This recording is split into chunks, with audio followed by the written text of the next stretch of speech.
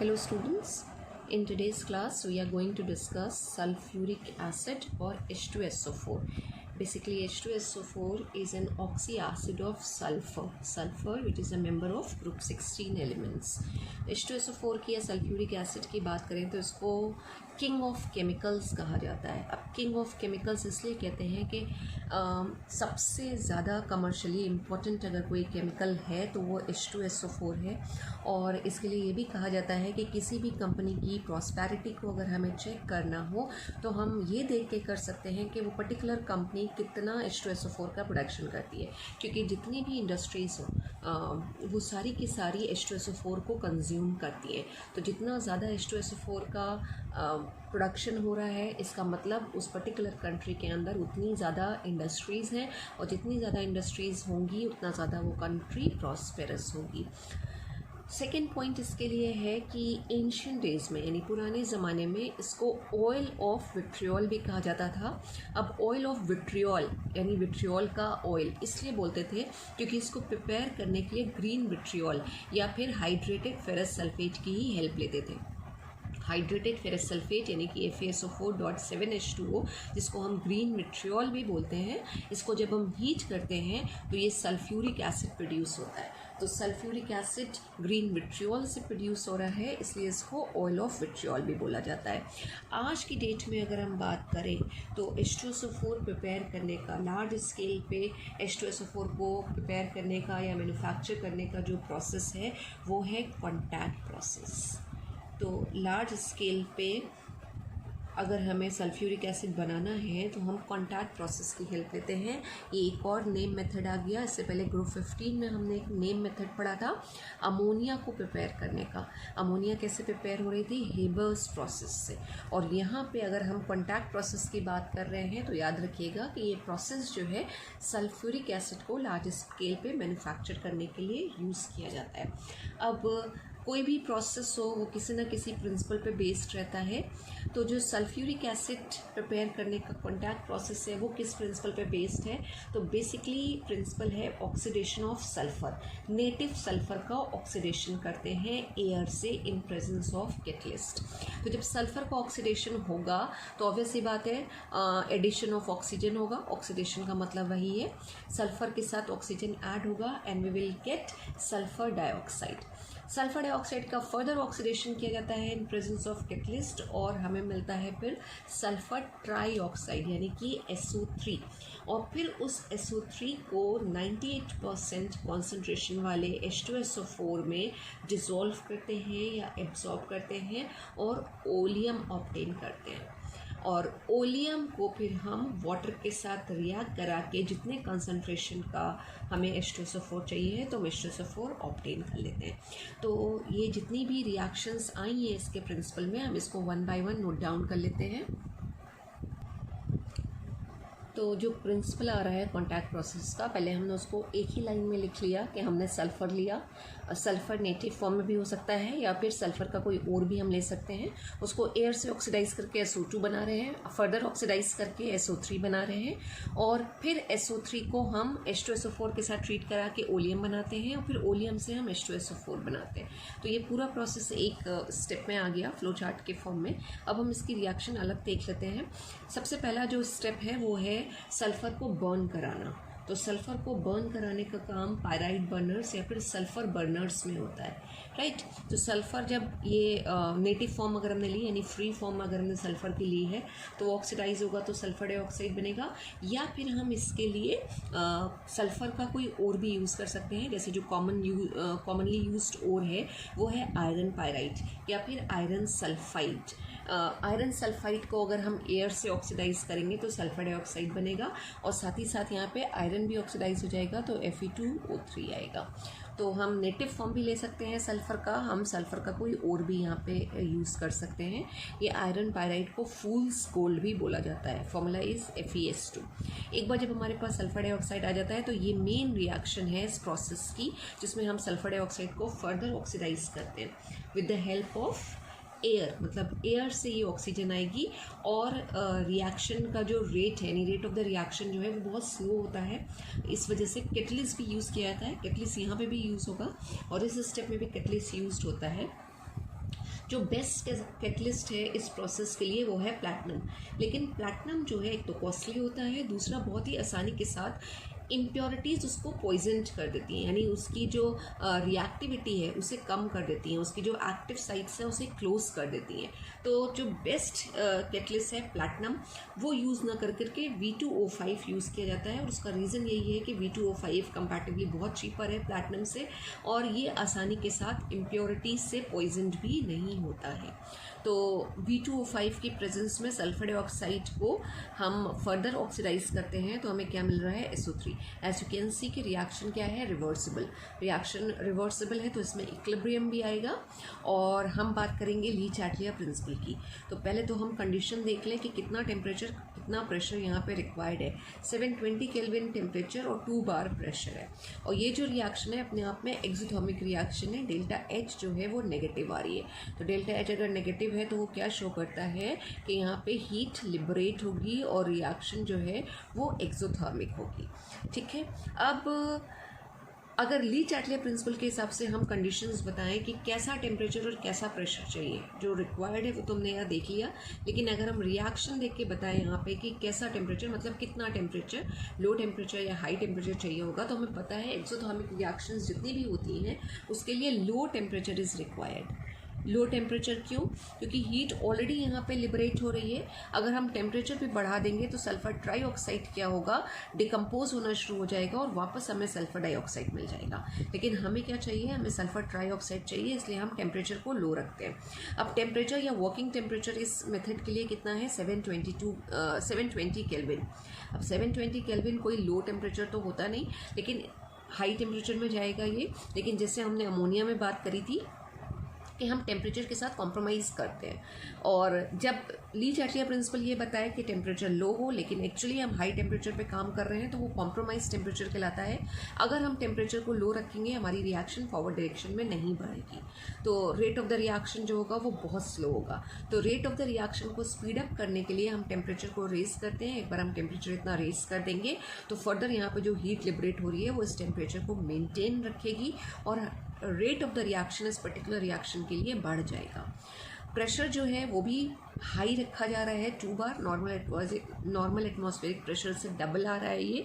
तो low temperature और high pressure required है। और वैसे हम हाई प्रेशर किस तरह से बताते हैं रिएक्शन को देख के, यहाँ पे हम रिएक्टेंट साइड में 3 मोल्स ले रहे हैं, 2 मोल्स SO2 के और 1 मोल O2 के, और हमें प्रोडक्ट कितना मिल रहा है, 2 मोल्स। अगर हमने प्रेशर हाई नहीं रखा तो पर यूनिट वॉल्यूम जो नंबर ऑफ मोल्स हैं वो डिक्रीज कर जाएंगे। तो per unit volume number of moles बढ़ाने के लिए या फिर प्रोडक्ट के मोल्स बढ़ाने के लिए हम प्रेशर यहाँ पे क्या रखेंगे, हाई। हमें पता है अगर नंबर ऑफ मोल्स जो हम डेल्टा N की वैल्यू निकालते हैं, ठीक है, और डेल्टा N देखिए यहाँ पे कितना है, रिएक्टेंट साइड में कितने हैं, 3 मोल्स और प्रोडक्ट साइड में 2 मोल्स। जब ये कंडीशन होती है तो प्रेशर वहाँ पे क्या रखा जाता है, हाई प्रेशर। तो as per Le Chatelier principle जो फेवरेबल कंडीशंस हैं to get the greater yield of sulphur trioxide is low temperature, high pressure and of course एक और चीज़, और वो क्या होगा, एयर। जितना ज़्यादा एयर होगी यहाँ पे, एक्सेस ऑफ एयर, उतना अच्छा ये हमारा रिएक्शन चलेगा, क्योंकि एयर की हेल्प से ही ऑक्सीडेशन हम करा रहे हैं और रिएक्शन हमारी फॉरवर्ड डायरेक्शन में चल रही है। फर्स्ट स्टेप में भी और सेकेंड स्टेप में भी यहाँ पे एयर की हमें ज़रूरत है।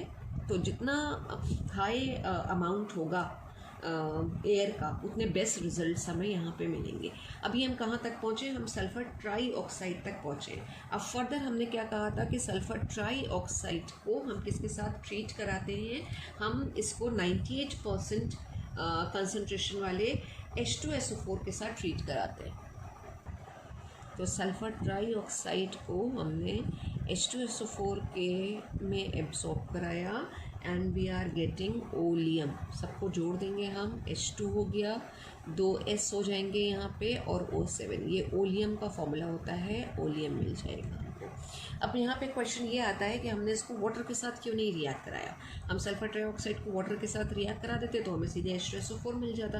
अब इसके जो मेन रीज़न है वो ये कि अगर हम सल्फर ट्राईऑक्साइड को वाटर के साथ रिएक्ट कराएंगे तो बेसिकली ये पूरा प्लांट होता है जिसके अंदर, इंडस्ट्रियल प्लांट होता है जिसके अंदर ये पूरा प्रोसेस चलता है, अलग अलग चेम्बर्स होते हैं। तो अगर हमने इसको वाटर के साथ ट्रीट कराया तो सल्फर डाइऑक्साइड क्या करेगी, सल्फर ट्राईऑक्साइड SO3 क्या क्या करेगी, वो वाटर के साथ एक डेंस फॉग का फॉर्मेशन करेगी चैम्बर में, और जो डेंस फॉग हो जाएगा वो क्लाउडी हो जाएगा, उसको कंडेंस करना बहुत डिफिकल्ट होगा।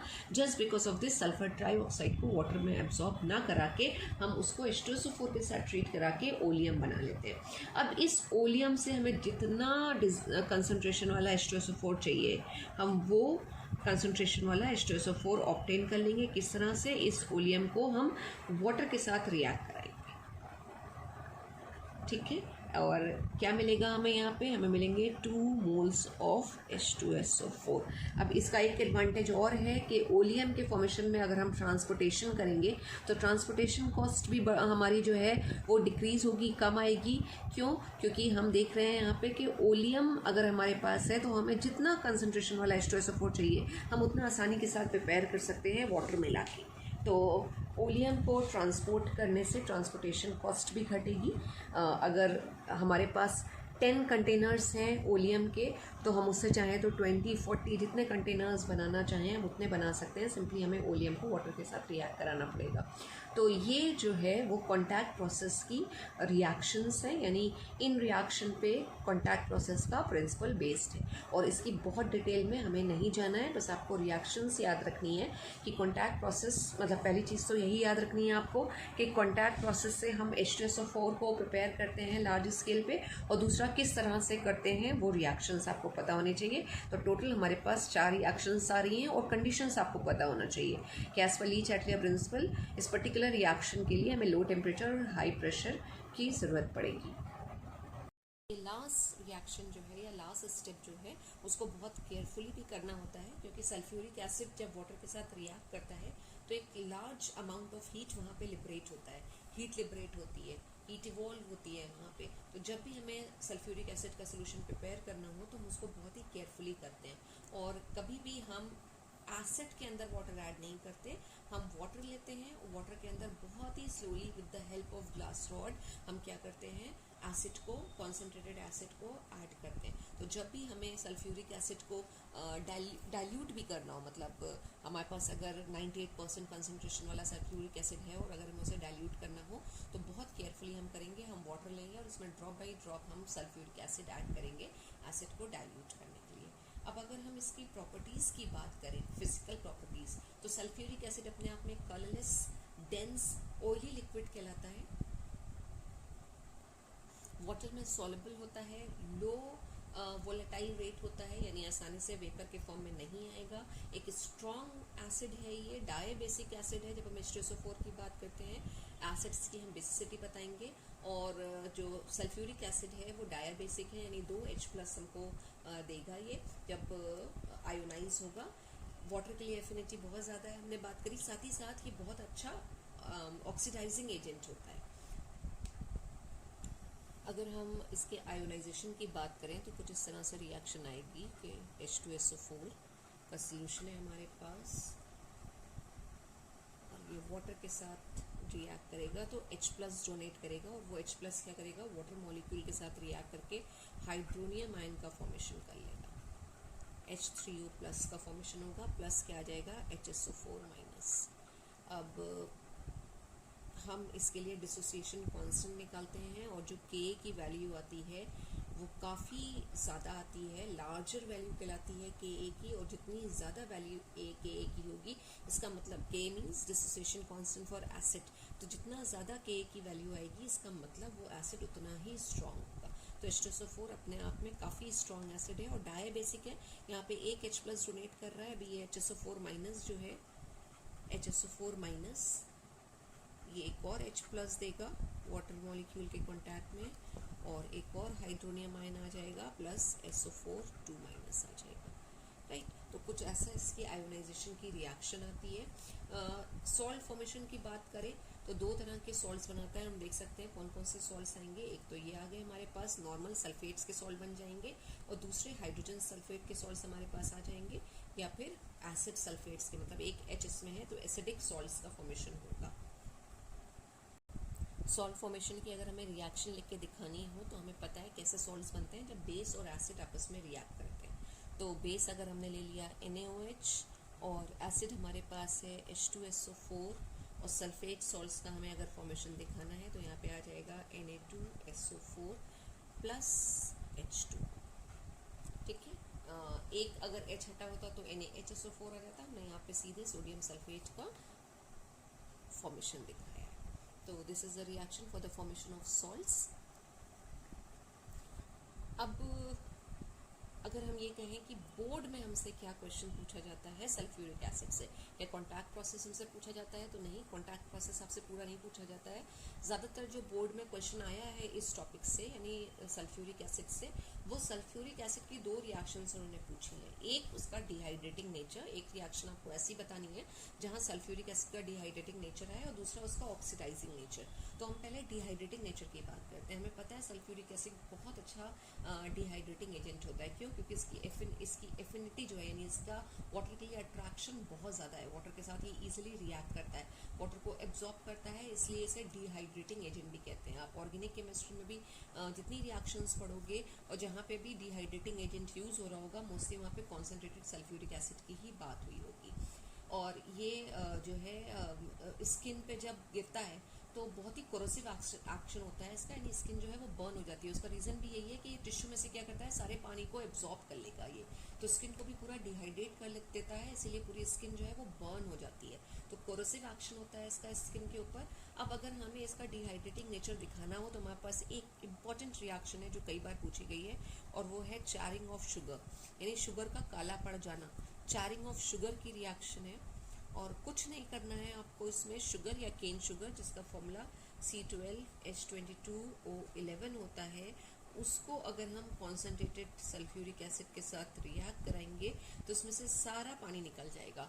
अब पानी किससे बनेगा? हाइड्रोजन से और ऑक्सीजन से। 11 यहाँ पे ऑक्सीजन आटम है, तो कितने मॉलिक्यूल्स वाटर के हमारे पास आ जाएंगे? 11H2O।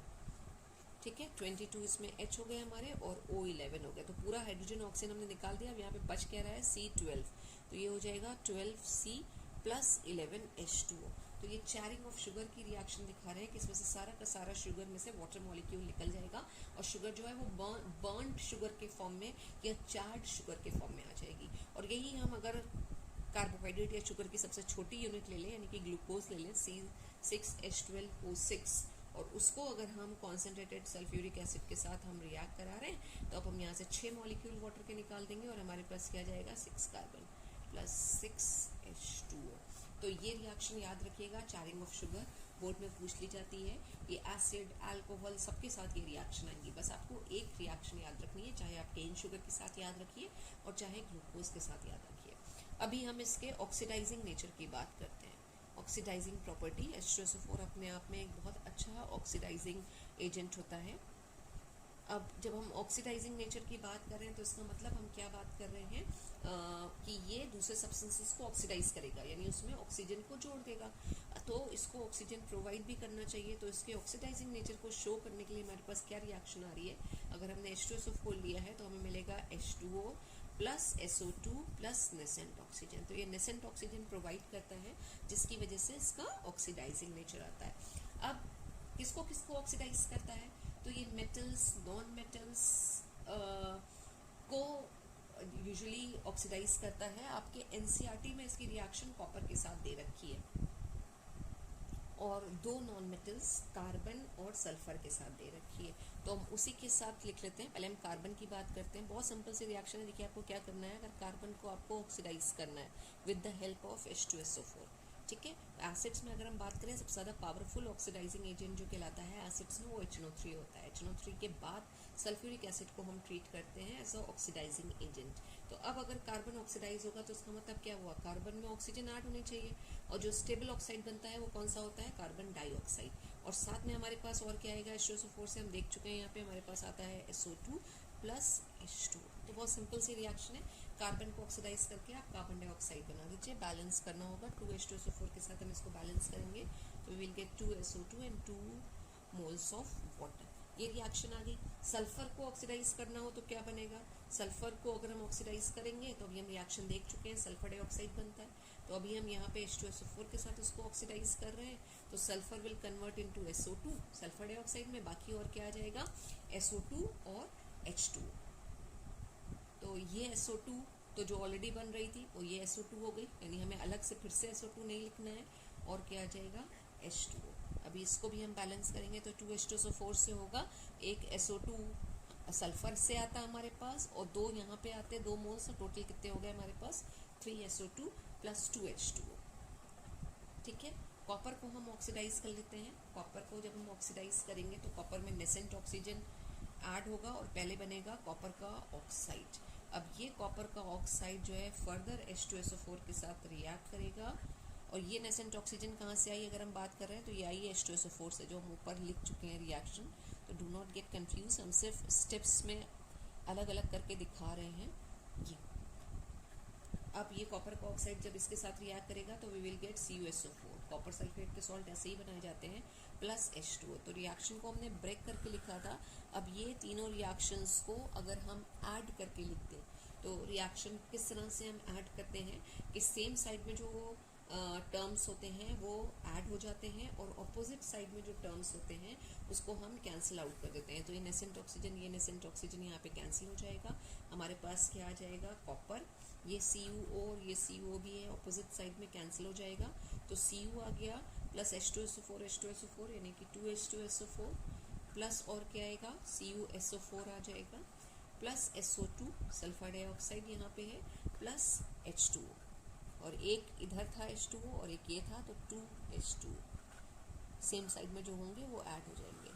तो ये इसके ऑक्सीडाइजिंग नेचर को शो कर रहा है कि सल्फ्यूरिक एसिड नॉन मेटल्स यानी कि कार्बन सल्फर और साथ ही साथ मेटल्स यानी कि कॉपर, इन सबको ऑक्सीडाइज करती है। एक और मेटल हम ले लेते हैं सिल्वर। सिल्वर को अगर हम H2SO4 के साथ रिएक्ट कराएं तो सिल्वर का सल्फेट बन जाएगा, जैसे हमने कॉपर का सल्फेट बनाया। सिल्वर का +1 ऑक्सीडेशन स्टेट होता है, तो Ag2SO4 आ जाएगा, प्लस SO2 आ जाएगा, प्लस H2O। तो ये रिएक्शन आ गई, जहाँ हम इजीली देख सकते हैं कि सिल्वर क्या हो रहा है ऑक्सीडाइज हो रहा है।